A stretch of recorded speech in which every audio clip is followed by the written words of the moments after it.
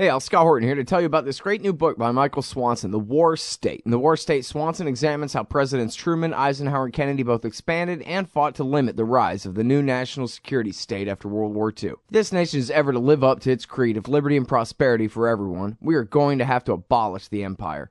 Know your enemy. Get The War State by Michael Swanson. It's available at your local bookstore or at Amazon.com in Kindle or in paperback. Just click the book in the right margin at scotthorton.org or thewarstate.com. Hey, welcome back to the show, guys. I'm Scott. It's my show. I got Eric Margolis on the line. His website is ericmargolis.com. Ericmargolis.com is the website. The books are War at the Top of the World. That's all about the battle for Kashmir and Afghanistan, Pakistan, and all the different goings on there. And then, of course, American Raj, Liberation or Domination. And if you go to ericmargolis.com, you can find all his essays there, as well as unz.com, unz.com, and lourockwell.com as well. Welcome back. How are you doing, Eric? I'm just fine, but almost swamped by news from everywhere. I know. It's crazy. It's all over the place. I was watching CNN this morning, and it was only pop culture pablum, nothing at all. And then I'll give them credit, even on MSNBC, at least they're talking about things. But then I go to antiwar.com, and it's almost unreal, what all is going on. So I guess I want to talk with you at least mostly about Ukraine today and what's going on. I guess there's kind of good news, right? They're saying that the President Poroshenko and President Putin have announced that they've got an agreed framework toward a ceasefire, something along those lines. Is that right? They have. One has to be somewhat skeptical about that it'll hold up, but there are a lot of people who would want to sabotage it. But keeping our fingers crossed, they've come to what is a sensible and intelligent direction. And then, they're calling it a ceasefire deal, but when does the stopping of the fighting actually start? Do you know? There are many units running around in eastern Ukraine who are not under anybody's control, apparently. There are sort of these militia units or gangs, or the Russians call them Nazis, running around they're not real Nazis, running around in eastern Ukraine. There are volunteers from Russia and local Russian-speaking volunteers who have their self-appointed leaders, and so neither Kiev nor Moscow is completely in control of the situation. Yeah. Well, I don't know. I'm reading the Kiev Post, which is very pro-government there, and they've got this profile of the Azov Battalion, and they sure seem like Nazis to me. They call themselves social nationalists instead of national socialists now, because, I don't know, some PR firm told them that would be good enough or something. Apparently it is. But you've got the right sector and the Svoboda guys who have become basically the leaders, right, of the National Guard there. That's no big deal? That's right. Well, it is a big deal in terms for Ukraine, not on an international scale. Oh, I see what you mean, yeah. Well, the demonizing of them as Nazis, we've got to fight them, that'll come later. Right now, we're for them, so. They're extreme right-wingers, but they're no more right-wing than, say, the Likud party or some people we find in the U.S. Congress. Right, which is pretty damn bad. Okay. Right. Now we understand each other, boy. All right, so yes, the social nationalists over there, and yeah, no, you raise a very good point. You're saying that if whatever rebels who listen to Putin and whatever military units and militias listen to Poroshenko ceasefire, that's hardly comprehensive, and this thing could continue raging on. Well, I think, Scott, it may not rage, but it may sort of be skirmishes and occasional shelling and fighting. But what seems to have happened in the last couple of weeks is that the Ukrainian army was quite severely beaten in eastern Ukraine by somebody, either by the pro-Russian groups there or by some people infiltrated in from Russia. We're not quite sure yet, but they were beaten, and this, by having them beaten, allowed Putin now to make a peace settlement on favorable terms with Poroshenko, who suddenly is not only are his troops running like rabbits, but he has run out of money. Mm. And I guess it's really that bad, huh, for Poroshenko that he can't try again. That was it. Well, he might. He can retreat. More troops can be put together. The U.S. and some of its European allies are pouring money into Ukraine. There are American-provided weapons and uniforms and combat gear going to the Ukrainian army, so it's conceivable it could be shored up again. But rebuilding a decent army will take some time. Mm. And now it's interesting, you talk about whether some people came across from Russia to help fight. It seems probable, right, that they would have sent their version of their special forces to come and lead and help the rebels, that kind of thing. And yet it doesn't seem they've proven it very much. They found 9 guys who, for intents and purposes, seem like they might just have strayed across the border anyway. And then they cried invasion 10 times over, including when trucks full of food came across the border for a little while. And yet they've never produced more than some black and white pictures that we're to believe were taken when they say and where they say that show a few artillery pieces that could have come from God knows where. So what the hell is all that about? There's really not any evidence that Russia has invaded Ukraine. It's all a bunch of baloney. The government in Kiev has become a leading speaker of untruths, to put it politely. And Putin, as he did over the Syrian crisis, is the one who's talking sensibly. From the beginning, Putin said, when this whole thing, last year I wrote a column on this, the Russians suggested, said, look, let's hold a referendum. Let's develop a system of federalism in Ukraine that will protect the rights of the Russian-speaking minority in eastern Ukraine, and will prevent the economy of that region from being destroyed if Ukraine integrates economically with the European Union. And they, no, they wouldn't listen to him. But now we're heading back in that direction. Right.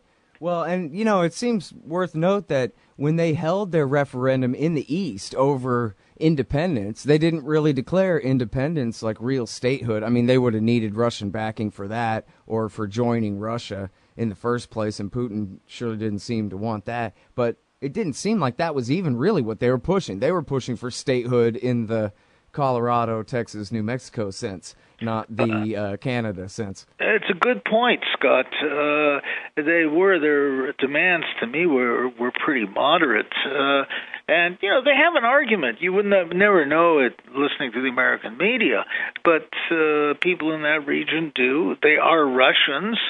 They were part of the Russian state, that is the Soviet Union, until 1991. That's not so long ago. And they want to rejoin Russia. They want to reintegrate their economy with Russia, which is the major problem in that. And it's a big Rust Belt area of mines and steel mills and heavy industry that if it's cut off from Russia, is going to cause huge unemployment. Mm.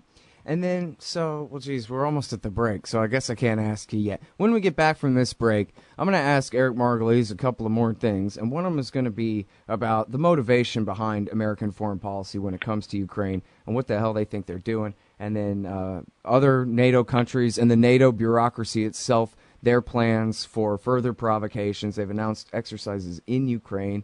And then I also want to ask you a little bit about this is part of the motivation thing. I want to ask you a bit about my conversation with John Mearsheimer and some of the things he said about how we got into this mess that I'll be interested to hear your response about, Eric. So everybody Stay tuned. When we get back, the music's going to play in about 2 seconds, trust me. When we get back, it'll be Eric Margolis, author of American Raj, Liberation or Domination. And his website, again, is ericmargolis.com. Spell it like Margolis. And you can also find him at uns.com and at lourockwell.com. And so now hang tight and hear this. Hey, all, Scott Horton here. It's always safe to say that one should keep at least some of your savings in precious metals as a hedge against inflation. And if this economy ever does heat back up and the banks start expanding credit, rising prices could make metals a very profitable bet. Since 1977, Robertson Roberts Brokerage Inc. has been helping people buy and sell gold, silver, platinum, and palladium, and they do it well. They're fast, reliable, and trusted for more than 35 years. And they take Bitcoin. Call Robertson Roberts at 1-800-874-9760 or stop by rrbi.co.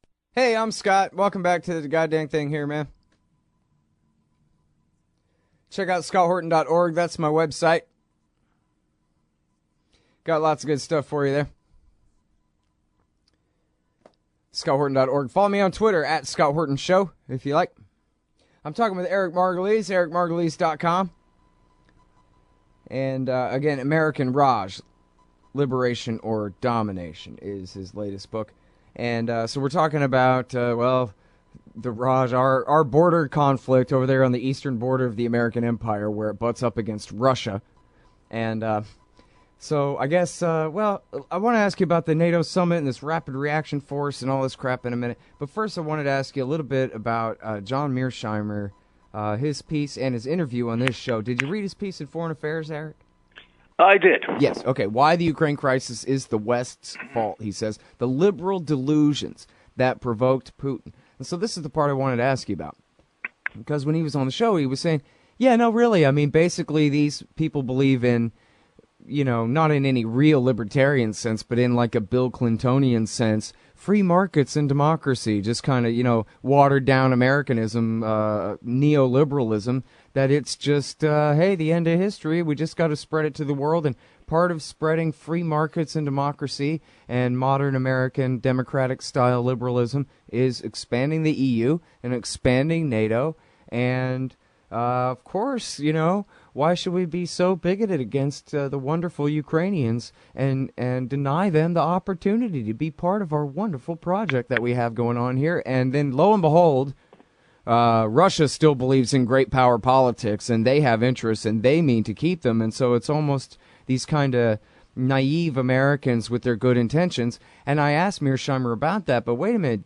Isn't it that they hate Russia and they're expanding NATO because eventually they want to tear Russia into little pieces and dominate it because they're still not over the Cold War and they're still not over the fact that Russia's independent from the American empire, which is intolerable? And I honestly think that he had no idea what I was talking about and made me wonder whether I had any idea what I was talking about. Maybe they really just believe in this Francis Fukuyama kind of academic arguments for the way things should be. And so they continue to carry on. What do you think?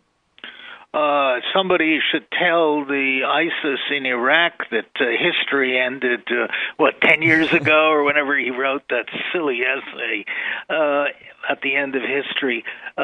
Scott, you do know, you are right.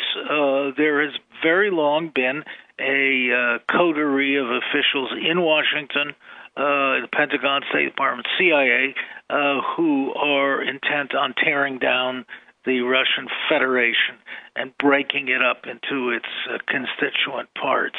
In other words, gelding Russia, making sure that Russia becomes a weak and insignificant nation that can no longer challenge American authority anywhere. I have no doubt whatsoever that that's a policy of some. It's not the policy of all, but it is a covert policy of a group of dedicated officials, and particularly of the neoconservatives, because Russia is considered, a challenge to American military power around the globe. It's an enemy of Israel. Or at least it's not chummy with Israel. It supports some of the Arab states. So they want to see Russia brought down. Yeah, JDA in the chat room says they're still not over Stalin killing Trotsky. It's a good point. History is very important, actually, in this whole issue and coming back to Ukraine, because a lot of it, we were talking about these so-called Nazi groups earlier, all dates from the 1940s, and a very bloody, horrible period when all these different groups were running around, and they were pro-German, and they were anti-Soviet, and they were pro-Soviet. Very confusing era. Yeah, hard times. I mean, in America, I think we talked about this before. In America, liberals call conservatives fascists, and they have a point, and vice versa, too. that kind of thing. But it seems like in Ukraine, no, really, those are your choices, the communists or the fascists. And they're really not conservatives or liberals at all. They're communists and fascists. Still. Now, politely, it's called polarized opinion. Yeah, exactly. Quite polarized. All right. Well, so now, what kind of crack are they smoking when they're doing things like saying, let's create a new rapid reaction force and let's have training exercises in Ukraine, when they were even saying today on CNN that, no, I mean, come on, we're not going to bring Ukraine into NATO, which that's huge that they're, being that honest finally and saying it that way. That's really important. They should really be emphasizing that they no longer think that they want to try to bring Ukraine into NATO. They're backing down on that. But then at the same time, they want to have military exercises there when we don't even know if this ceasefire is even really coming together or not. Well, this is political theater done for public opinion. I'm just writing my next column about we've got to do something. Which we is going to do it, please, Senator McCain. So everybody's howling about the Russian threat, poor little Ukraine, and now the Baltics. Oh, my God. Presidents in Latvia, I couldn't find on a map a week ago, making we'll defend Latvia to the death.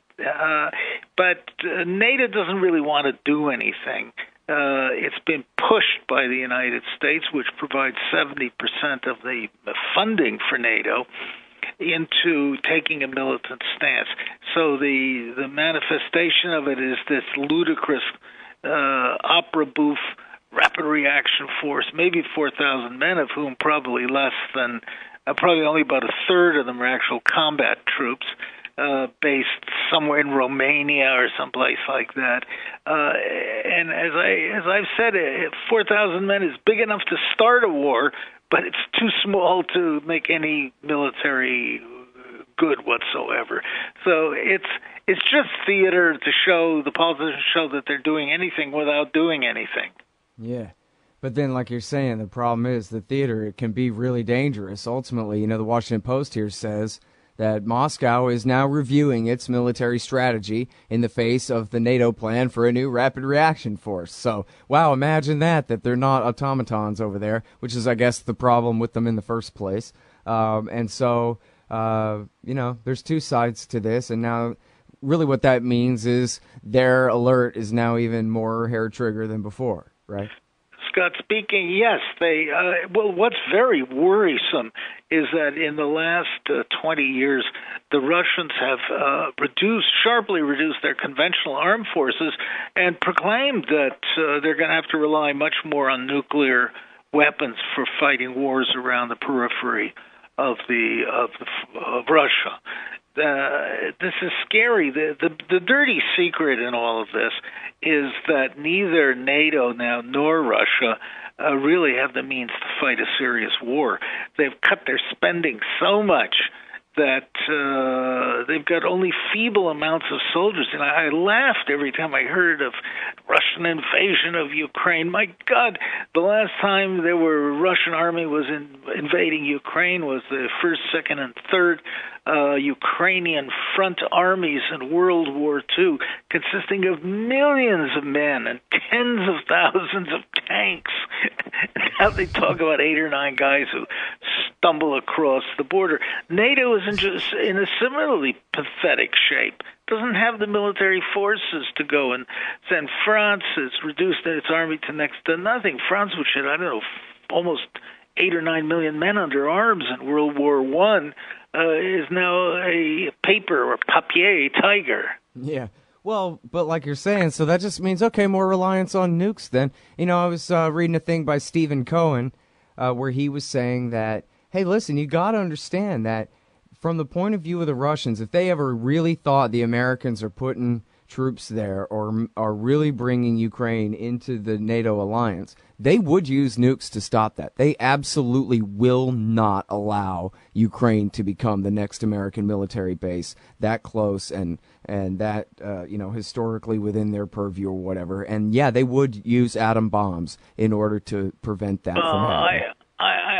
I don't agree with that. I don't think the Russians would be that reckless as to use nuclear weapons. They'd much sooner use undercover units and Spetsnaz commandos and their own supporters to to undermine Ukraine. Putting a NATO base in Ukraine, bringing Ukraine into NATO is one of the stupidest ideas that we've come up recently. Go ahead. Imagine if Quebec had gone independent 20 years ago, and as it almost did, very, very close. And then the Russians suddenly said, okay, Quebec, you're going to join the Warsaw Pact. Can you imagine the Americans would have gone hysterical? Yeah. Well, so do you think it's right then that they're finally understanding that? That's what they were saying today is, well, that's a bridge too far, I guess. Well, some common sense seems to be percolating up in Washington after all these drum beating by these foolish, I think it's the politest word I can come up with, foolish, know-nothing Republicans calling for war, which they can't afford to fight. You're hearing the voice of reason finally. A lot of this has to do with impending elections. It acts as a crack on politicians. Mm-hmm. Although, the narrative, and mostly because nobody knows anything about this anymore, there used to be at least more people could commentate with other points of view and that kind of thing, but there's so few now, and so the narrative just seems so solid. I mean, you watch on, I guess, again, CNN or MSNBC, whichever this morning, and the banner at the bottom is simply Russian aggression.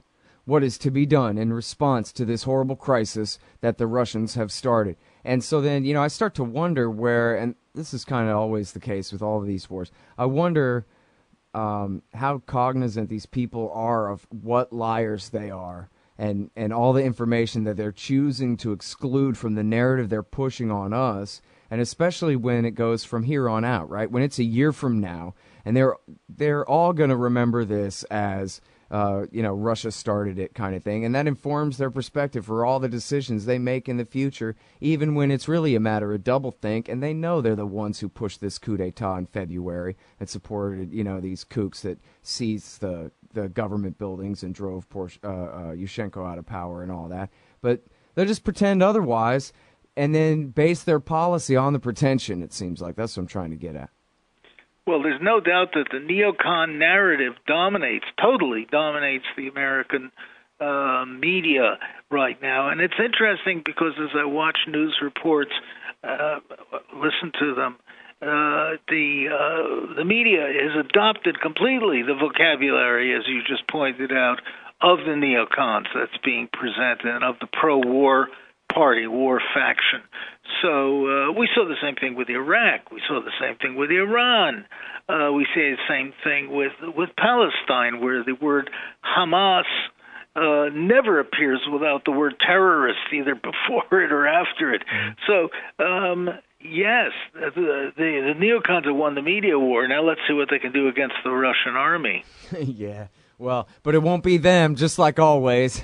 They'll be sitting back safe at the Weekly Standard, writing their little essays. Yeah. All right. Hey, thanks. I already kept you over time. I sure appreciate it, Eric. Cheers.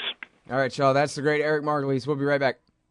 What was the only interest group in D.C. pushing war with Syria last summer? AIPAC and the Israel lobby. What's the only interest group in D.C. pushing to sabotage the nuclear deal with Iran right now? AIPAC and the Israel lobby. Why doesn't the president force an end to the occupation of Palestine, a leading cause of terrorist attacks against the United States?